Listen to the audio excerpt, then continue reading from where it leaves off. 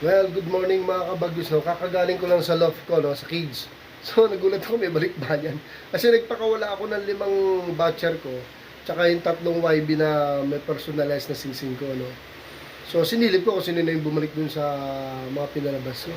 Gulat ako, may brown dun na adult, na iba ang singsing ako, naalala ko, yung nagpahagis akong 4 sa Tandansora, may isa dong nawala.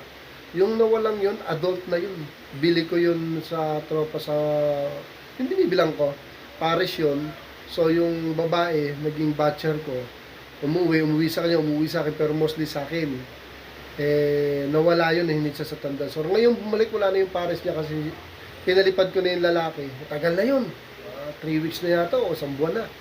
Pinalipad ko, sinoli ko na kasi ayoko nga nung hindi ko batcher. Bumalik naman sa akin yung asawang babae. Nako. Hindi ka, silipin ninyo kung sino yung sinasabi ko. Grabe, dumadami yung ibong ko. Tapos may 4 pa akong bagong YB. Ayan, oh. Ito, oh. Balikbayan. Balikbayan ka yan. Yun ang aking balikbayan. Nawala sa Tandansora, tapos bumalik dito. Very good. Very good. Kaya mo magkakapares ka rin dyan. Nag-a-adult na yung aking mga YB na male. Okay?